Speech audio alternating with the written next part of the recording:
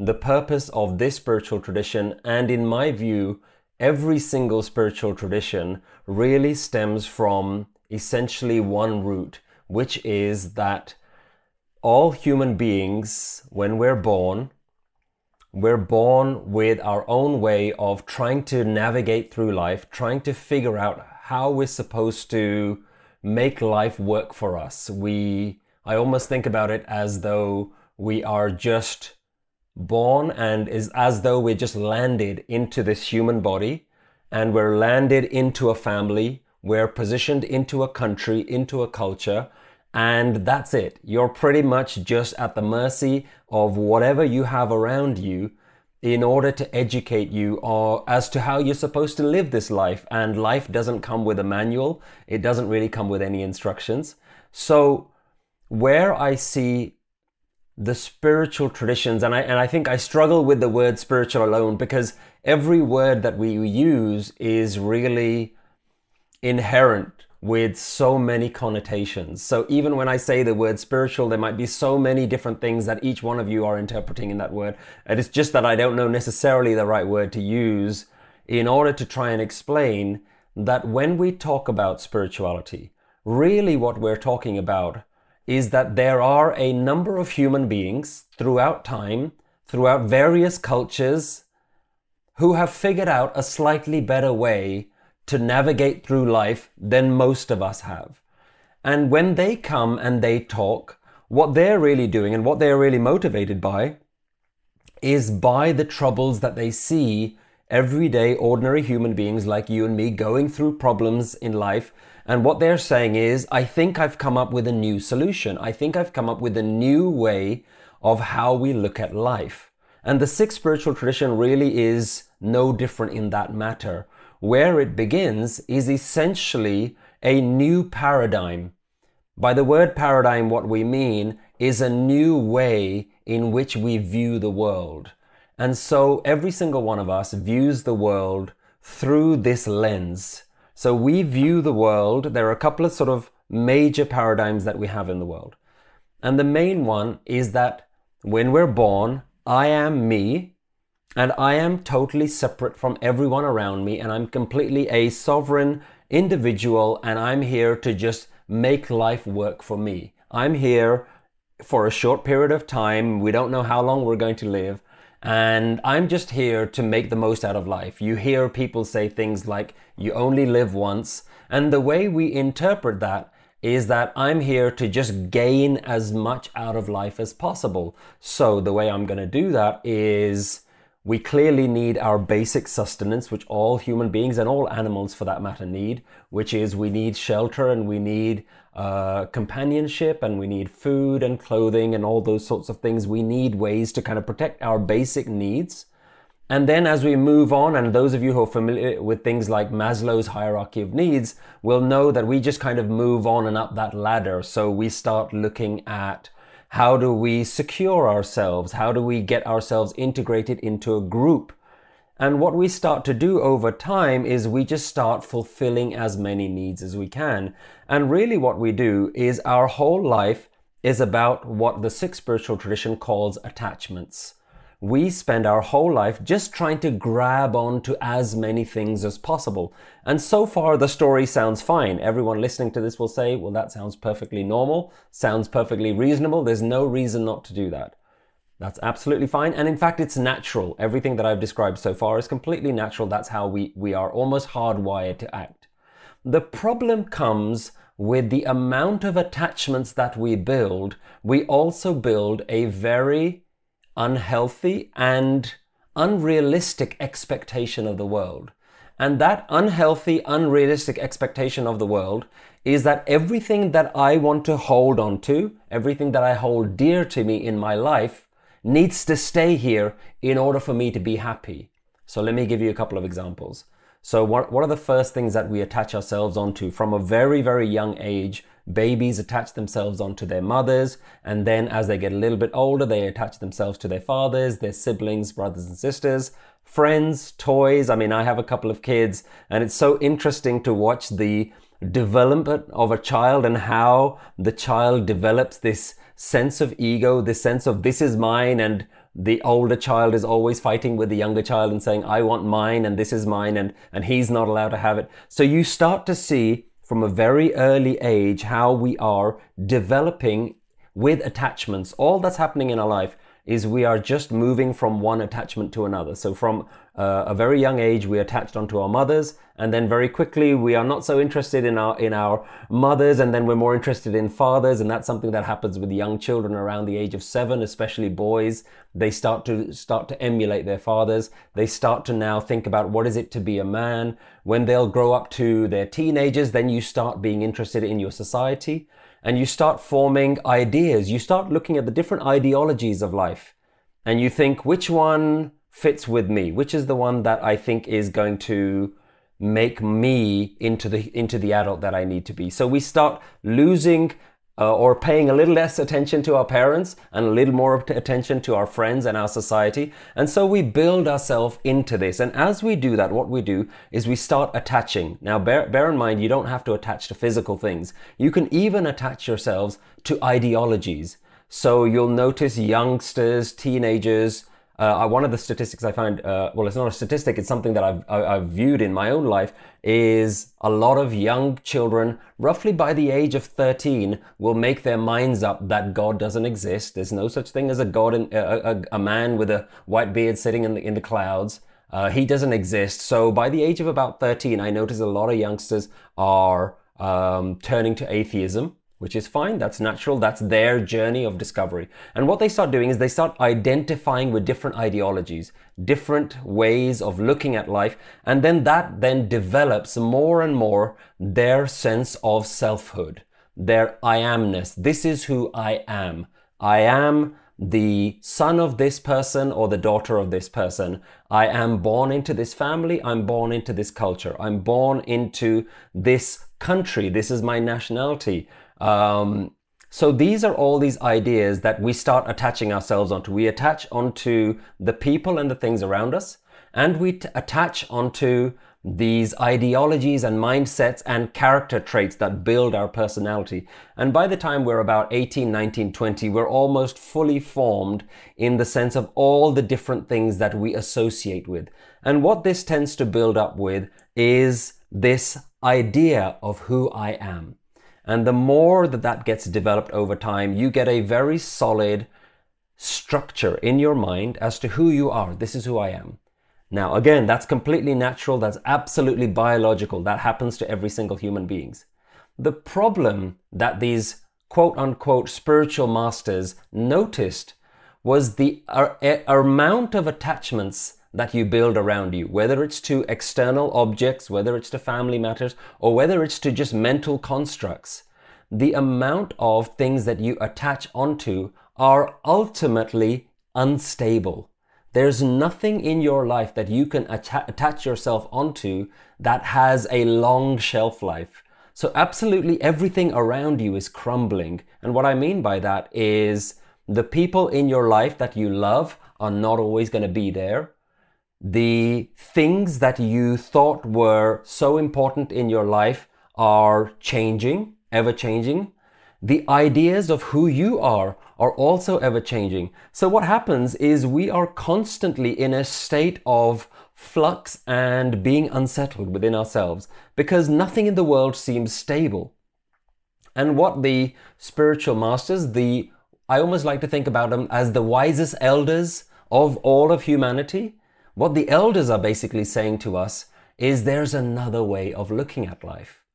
This is the normal way that everyone looks at life, but as you will notice, as more and more things in life begin to change, we will increase our worries, we increase our stress, we increase our likelihoods of depression, because the world around us is in a constant state of flux. And we don't know how to deal with that because our mind is trying to hold on to as much as possible. Our mind is trying to grab as much of the world and wants the world to be stable. And in an ever-changing, unstable world, we need to know, how do we find peace within ourselves? Maybe there's another way of finding peace within ourselves. And the way in the Sikh spiritual tradition, the solution that was presented to mankind is the way to find absolute peace, to find stability is to realize what you truly are. And that needs a little bit of unpacking because there's a lot of connotations in there as well. What you truly are is basically a new paradigm, a new way of looking at what you think you are. And imagine you and I were having a conversation and I would say to you, tell me who you are. My name is Satpal. Tell me a little bit about yourself. Now have a think how you would answer that question. Chances are the way you would answer that question is the first thing that you would do is you would tell me your name. Then what you would do is you would start telling me all the things that you know about yourself. You would say, well, I'm from this state and I was born to this family and these are my parents and this is what I used to do, and I used to be a great sports player when I was younger, but now I'm a little bit more into music. I used to like this and I now like that. I used to support this particular team and now I support that team. I used to love eating burgers and hot dogs and barbecue all the time, and now I've decided to become a vegan. So what do you start doing? You start rolling out all the different things that you know about yourself. The spiritual masters, the elders, what they say to us is, well, what you've told me is a whole bunch of stuff that you have, but none of them are really you. And so they ask us to question ourselves. They say, tell me what is really you. And you say, well, surely all these things are me. They're not anyone else. I'm only answering for myself. And they say, well, tell me what you've created. And that now becomes a very interesting question. So we now have to go back and think, how do I answer this question, who am I, from the perspective of what is actually mine? What have I created? And as we start unpacking that idea, we begin to realize there's absolutely nothing that we've created. So let's go back. Now, let's look at your name. The first thing that you will tell me about yourself when we meet is you're going to give me your name. Now, the question is, did you pick your own name? And you think about it and say, no, well, my parents picked my name, or maybe it was my grandparents, or maybe it was my aunt or my uncle who suggested my name. So I didn't pick my own name. Okay. Did you pick your own body? Did you choose this body? And you think, well, no, I just kind of landed in this body. I've just been given this body. Okay. Did you choose your parents? You say, no, I didn't choose my parents. I'd like to choose again if I had a choice, but I didn't choose my parents. I didn't choose my family. What did you pick? Did you choose your profession? Now that's an interesting one, because some of us will think, okay, well, I didn't choose any of the biological stuff, but surely I've chosen a lot of things in my life. Now go back and think, whatever profession you're sort of heading towards or whatever you're in, did you choose that, or were there other circumstances in your life that influenced you? I'll give you a perfect example. When I was a kid, my parents from a very young age told me that I should be a dentist. And all throughout my teenage years, I was convinced I was going to be a dentist. Everyone was telling me that's a great profession. And they asked me, why do you want to be a dentist? And the only answer I had was, well, my parents tell me it's a great idea. Lo and behold, I'm nowhere near smart enough to be a dentist. I didn't pass any exams to even get close to dentistry. But on the other hand, I did marry a dentist. So maybe it came around full circle some way or another. So I don't know how that worked out. But I knew from a very young age that I was going to be a dentist, or so I thought. But really, that was just an idea that popped into my head. And so many other things over time are things that we think are ours, and certainly our mind likes to claim and said, yep, that's definitely my idea. So when we start to understand that there is very little in our life that we can say, I myself have chosen without any external influence, then the question goes back to, okay, well, who are you really? What are you if you are not all these things? If all these things are not really you? And that's when we begin to realize we've built up an idea of who we are. And this has been presented to humanity as saying, you have a false mental construct that is called me or myself.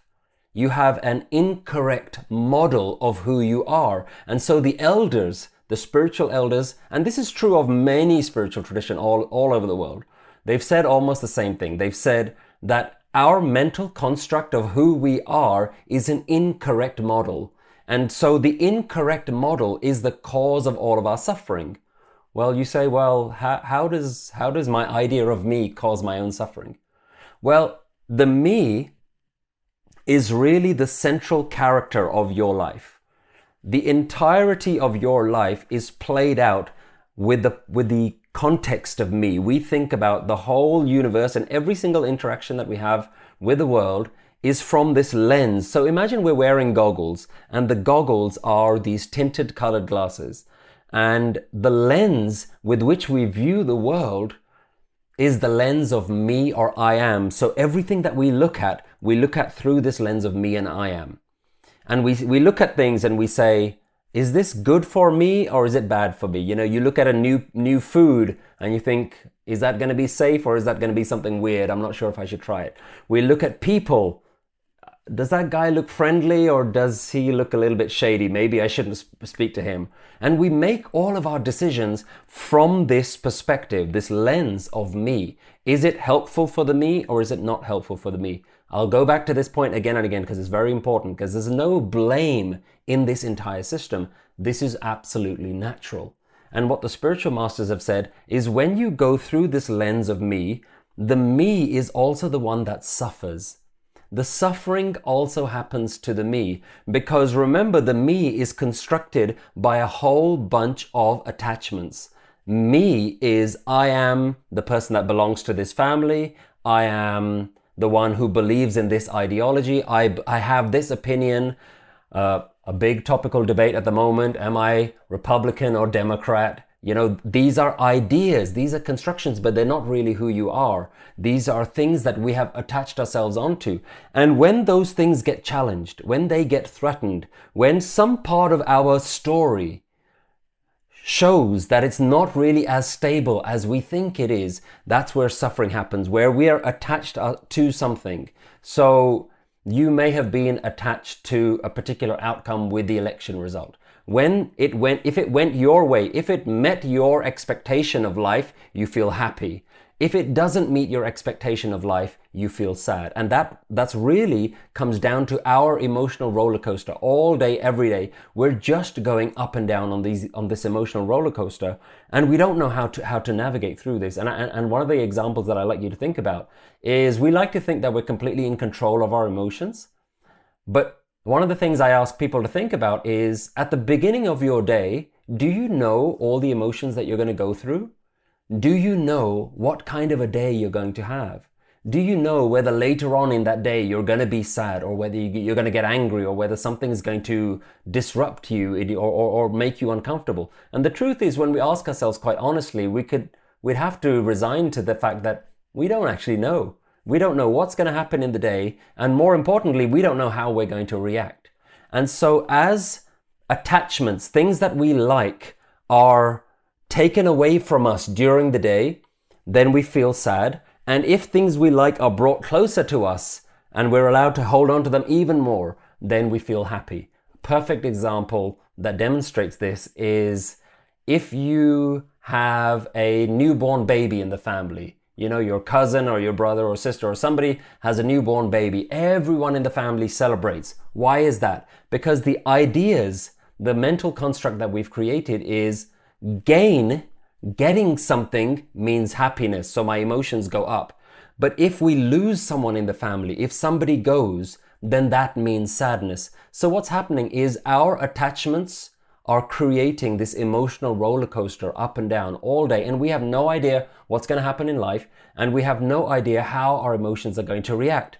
So the spiritual masters, the elders, have come and they've basically said, there's a different way of navigating through life. And this is where I'm going to start summarizing and ending this particular trail of thought, and then we can kind of open it up to questions.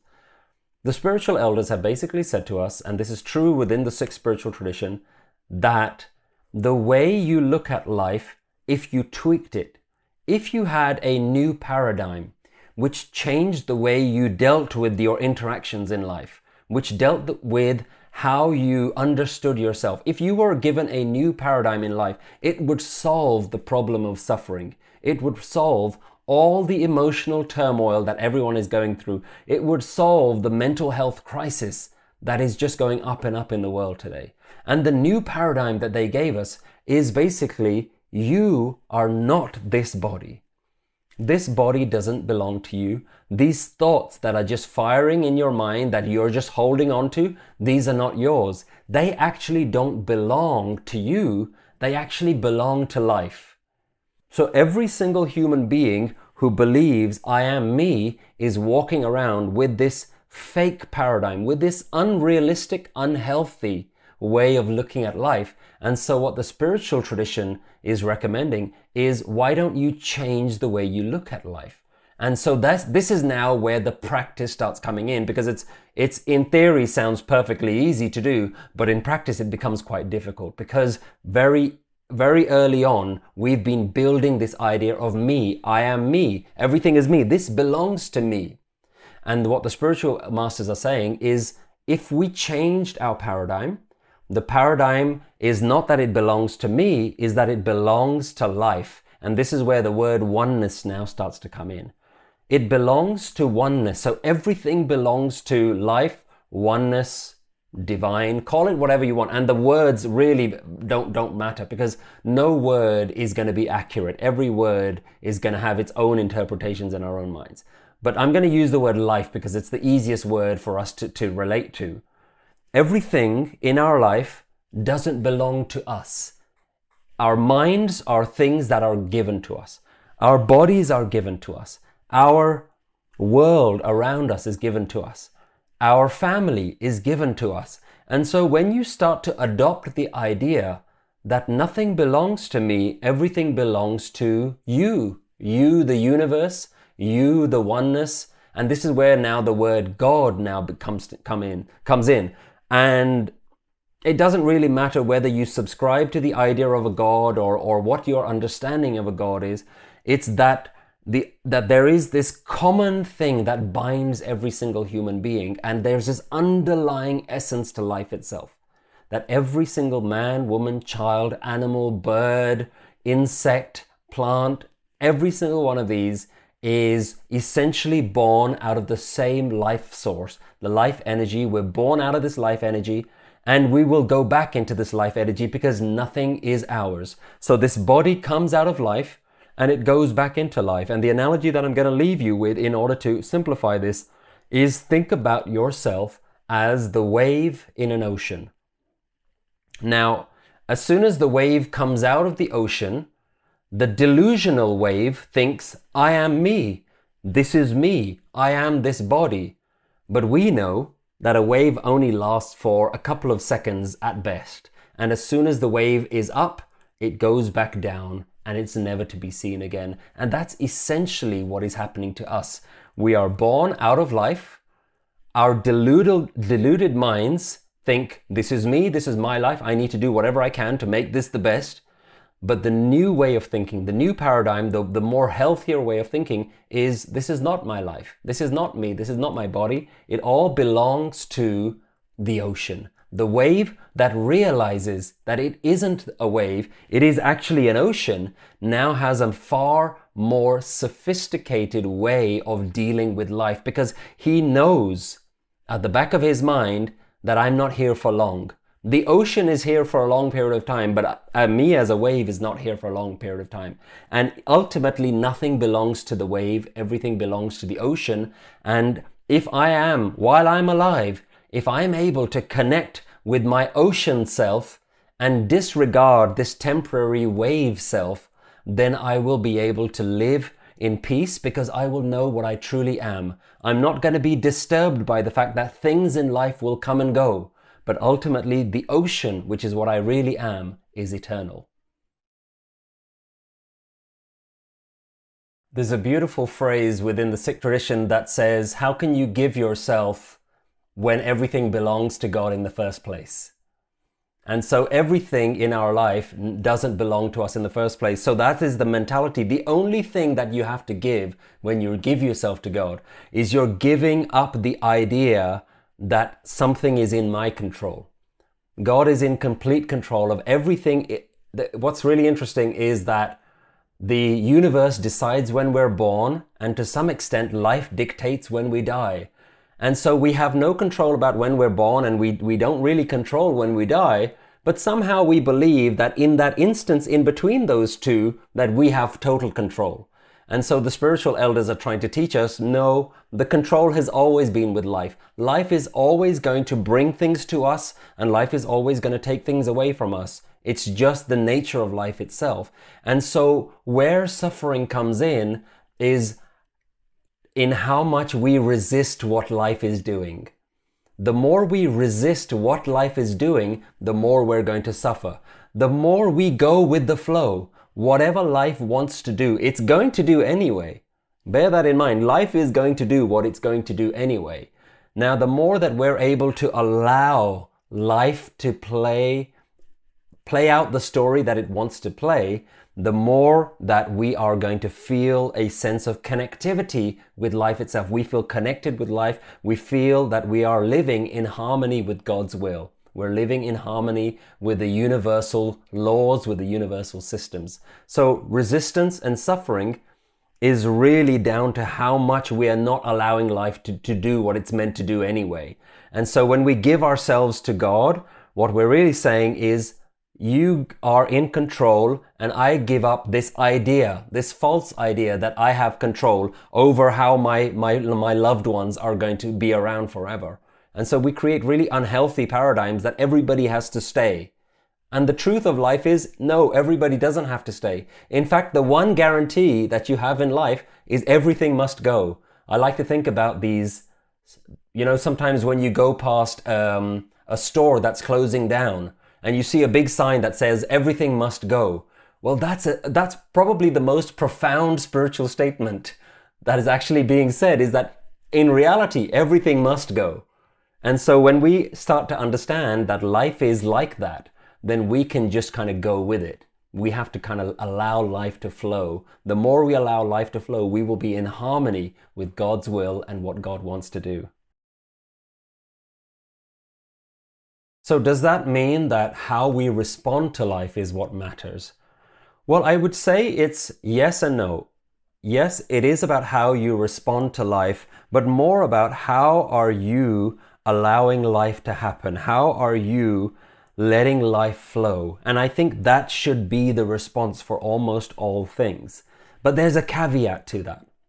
Because naturally, and I can almost hear where that question is going, where negative events are happening, how do we control that? Now, we also have built into us certain things which are for our survival, let's say, or for natural instincts. So I would never say that if you are walking down the street with your child and somebody comes in a threatening way to do something, to cause some harm to your child, we would never say, just let it happen. Let life do whatever life is going to do. Because part of life is that as a parent, I have been created to defend my child. Part of my own natural survival instinct is also to protect. So life has created certain rules which say that if you are being harmed, if your nearest and dearest and loved ones are being harmed, you would step in. So it's about allowing life to happen where you can't make a change, but where you absolutely must make a change. And there's no rules here. It's really for you to decide. It's really for you to dig deep within yourself and ask yourself, am I allowed to can I let as many things go as possible? But at certain point, there'll be something that says, now's the time to stand up. This is something that I really can't let go. This is something that absolutely, and there's no right and wrong as to how you decide what is that. It's really just something that you look within yourself and say, this is now time for me to step in, because there is a response that's absolutely needed. In fact, to not do something would feel more wrong. So it is about how you respond. You're absolutely right. And so where things begin to feel negative, and we already touched upon this previously, was we have to now go into ourselves and ask ourselves, why do I feel negative? And really, when we reflect on the idea of pain, why do difficult things happen in life? And this is probably one of the most common questions that we get asked all the time is why do bad things happen in life? And the truth of the matter is there is another question underneath that. The real question is not why do bad things happen in life. The real question is something has happened. Why does it hurt? Why do I feel pain? That's the question that you have to ask yourself. And the reality is when you self-interrogate, you realize the pain is caused by the fact that I didn't want to let this go. I created an unrealistic paradigm. I created an unhealthy expectation that everything in life was going to stay as it was going to stay. Loss is really just an expectation that we didn't expect that to happen. You know, how many times do we say things like, I lost my father, or I lost my husband, I lost my wife, I lost my child. And these can be some of the most heart-wrenching things that as a human being we ever go through. But think about the words that we're using. When we say, I lost my, what we're really saying is that person belonged to me. That person should stay as long as possible, should have stayed with me. They weren't meant to go. How many times do we use the expression, they went too soon? They died too early. And so what we're really saying is my expectation is not in line with the reality of life. My expectation says life should do something else. And the reality is that life is going to do what it's going to do. So when things begin to feel negative, we have to use that. I always say suffering is like a flag.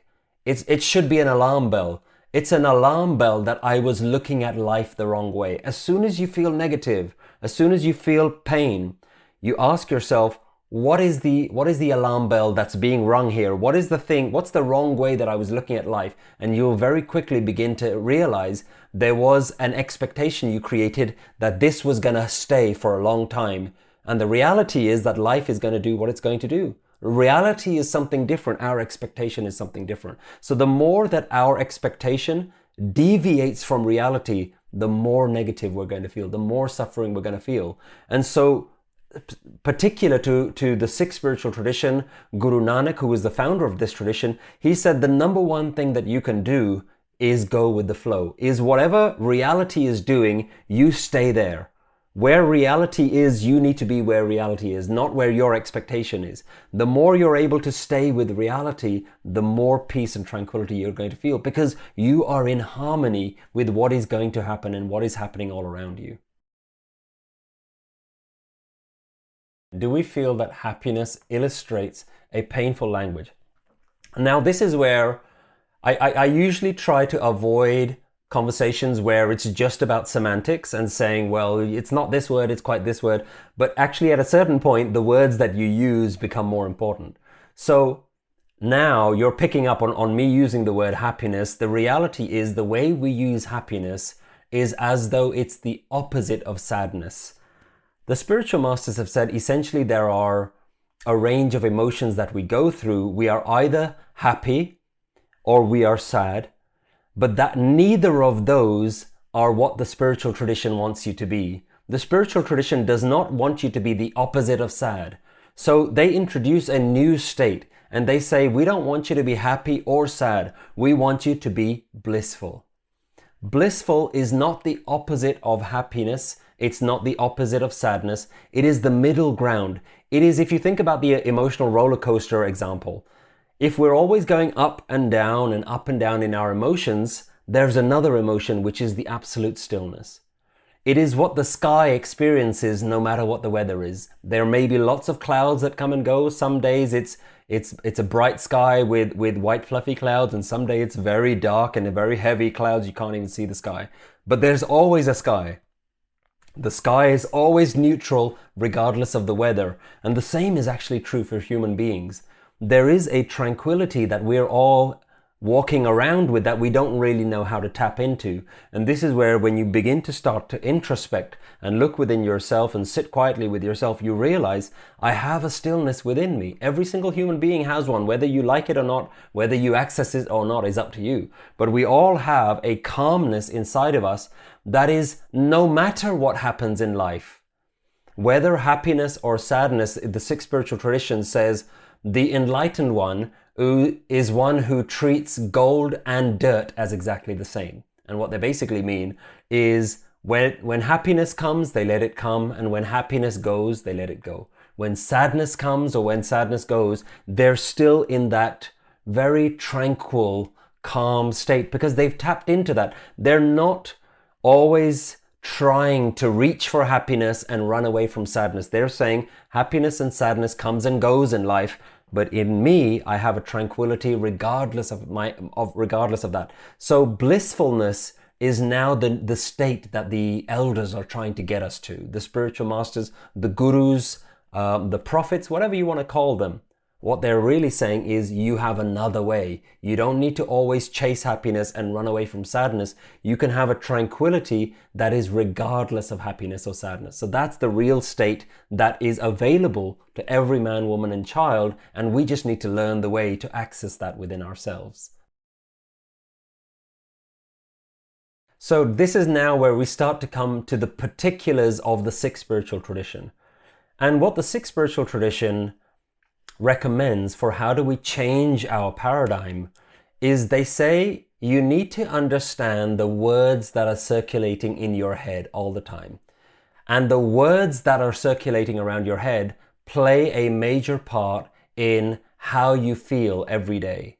So let's take this example. How many times have you had an argument with someone and long after the argument is over, you're still playing that story again and again and again, and you're thinking about what you said and what they said, what you should have said, and I can't believe what they said, and that story is going on all the time. Now, that's just a very simple example of what our mind is doing all day.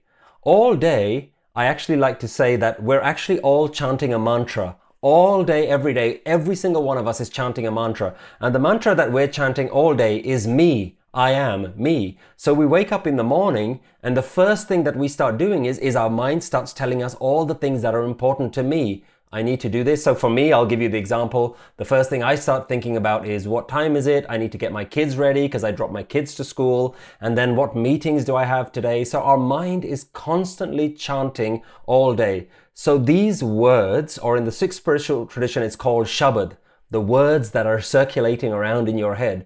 They say, well, if we change the words that are in our head, we will change the story of our life. We will change the way we look at life. So they recommend mantra or naam, as it's known within the Sikh tradition, which essentially just means name. Instead of repeating your own name and trying to tell your own story all time, repeat a new name. And that new story is, life is not about me, it's all about life. This is life. And you begin to start seeing the one essence of life in everything and everyone. So let me give you a really good example. So yesterday I was in the kitchen and I was chopping some onions. And these were particularly like harsh onions and they were stinging my eyes really badly. And straight away I thought about what's the story that I'm going to tell myself. Now the natural story that I would have told myself was, look how terrible this is. Look how bad these onions are. Look how cruel life is to me. I can't believe that this is happening in my life. And very quickly, you'll notice that we all have the ability to overly exaggerate the story in our mind. And I'm sure every single one of you will have a friend or a colleague who is always having a huge drama every day. Like every day is a drama. Every day is a trauma. And you think, oh, okay, great. What's your news story today? But what that demonstrates is that's the story that we all have the potential to do. So I'm cutting away these onions and it's really stinging my eyes. And I thought to myself, how do I flip the story? And right there and then I flipped the story and I thought to myself, wow, look how amazing life is. Look how amazing nature is that this small little vegetable can completely throw me off my guard. Like, look how amazing that life has managed to put so much power into a tiny little vegetable that this vegetable has the power to ruin my day. So when I did that, I no longer created an enemy out of that onion. The onion now became another trigger to remind me how amazing life is. So we now have to start training our mind to change the words that are in our head. And so once we start learning the enlightened words, the better story that we can tell ourselves, then we can begin to navigate through life where we're not creating enemies out of everything. We're actually seeing everything as a friend. Everything is a potential learning opportunity. Everything has a wonderment to it just if we learn to see that. And that's actually where you begin to practice that. So in the Sikh spiritual tradition, the idea is start to say a new story. Every human being is saying a mantra 24 hours a day, which is me, me, me. I call that me thinking. We're always thinking about me all day. And so the spiritual tradition is, well, change the story in your mind, change the words and start saying you. Wow. So the word that's been given to us by Guru Nanak in this tradition is called Wah, Wahe Guru. What we're really saying is wow. And I explained this to my kids is that imagine wow was your mantra. You walked around every day and you just began by just repeating the mantra, wow. Every person that you looked at, wow, look how beautiful they are. Look how amazing life is. Look how tall that person, look how short that person is. Look how different life is. Or another mantra that I always recommend to anyone who's new is try just for 24 hours. Try this. Try just repeating the word thank you for 24 hours a day and notice how significant a change it's going to have in your life. If you just said thank you, not thank you for this or thank you for that, but just for 24 hours as you're commuting or as you're going for a walk or whatever you're doing, or as you're chopping onions or whatever you're doing, just repeat the word thank you. And what you start to do is you start to override the mind's natural tendency to create negative thoughts. You practice creating a more blissful way of navigating through life. So that's the way in the Sikh spiritual tradition, you start to change your paradigm. It starts by changing the shabad or the words that are in your head. Some of the other practices around surrendering is taking a approach to life where, again, I love giving people these 24-hour challenges because I can say as much as I want, but you try something for 24 hours and you will straight away see the difference. So another challenge that I give people is try for one day, 24 hours, to adopt a mentality of non-resistance, which is, I call it the acceptance challenge. All day, every day, you just accept whatever life is doing. And this is not the same. You might have heard some people talk about say yes to everything. That's not what I'm talking about. That's not the way that I'm trying to phrase this. What it is that as life happens to you, notice that your mind straight away tries to defend itself. Your mind is always going to try and say, hey, stay away from that guy. That's really bad. I can't believe what he said. You know, you'll see someone and you say, hey, that guy still owes me money. And the last time they owed me money and my cousin still owes me. And you start just very quickly, your mind just goes off. I call it like a train. You jump on one thought and the mind just goes and you have no idea what the next station is. It's just going to keep going. And so your mind is always doing that, but try to practice for 24 hours a day non-resistance, which is whatever life is going to do, I'm just going to allow it to happen. I'm going to accept. So I call it the 24-hour acceptance challenge. So the first is the thank you. Try to change the mantra in your head. Try another challenge, which is acceptance. All day for 24 hours, whatever life is doing, you don't resist it. You don't create an enemy out of it. You don't try and find ways to challenge it. You just say, okay, this is the story that life is playing out today. Of course, there are going to be limits to that. And of course, there are going to be things that you actually have to do something about. But it's about running for the bus and you just miss the bus or you just miss the train. Notice the story that your mind automatically goes towards, oh, my life is so terrible, I can't believe it, and I blame my roommate because they made me late. Your mind is going to do that. Notice you're going to do that and then jump off that train. And straight away just say, okay, I'm just going to accept it. Because if you worry or if you don't worry, it doesn't change the fact that you've missed that train. It doesn't change that. The fact is the train has gone. Now the question is, are you able to be at peace with it? Or are you just going to allow your mind to create this negativity, which we know thoughts have an impact on our body. They're going to start releasing emotions. Our heart's going to feel tighter, and our blood is going to be bubbling around and moving around our bodies very quickly, and our heartbeat's going to increase, and our breathing is going to become more shallow. We know that our thoughts have this impact on us.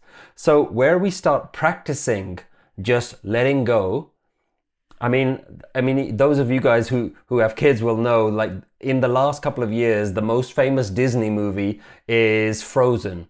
And everybody who's watched Frozen knows the most annoying song, Let It Go, is the one that, kids were singing for years and years. But the reality is, I also say that that's also a mantra. I call it the Frozen mantra. Let it go. All day, every day, just let it go. So that's that 24 hours acceptance challenge of whatever life throws at you, just let it happen.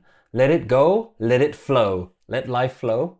And then see the impact that it has in your life. Because remember, it's so easy to look at some of these things and think, oh, they're a strange people. They look weird. They have a strange language. They have strange foods and strange habits. And it's easy to think about any tradition and dismiss it straight away and think that it's something to do with weird people who live on a different part of the world or come from a different ancient time. That's nothing to do with me.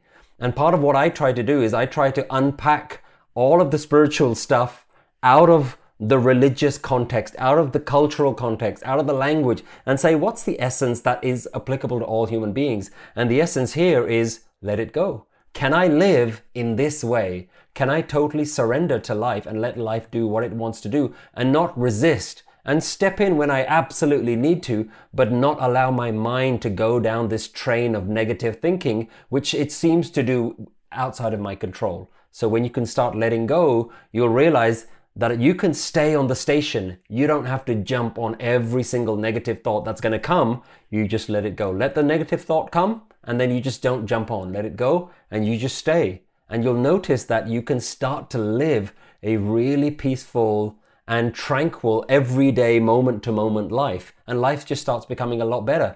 You start breathing better. Your heart starts to feel a lot more open.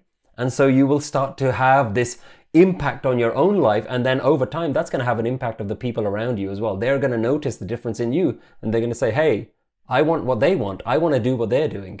So that's how we begin to start letting surrender become a really daily practice for us. So hopefully that's a good summary as to what the Sikh spiritual tradition is trying to get us all human beings to do, whether you're Sikh or not, is to try and get you to understand what you really are. Thank you so much for watching, and I hope you benefited from that.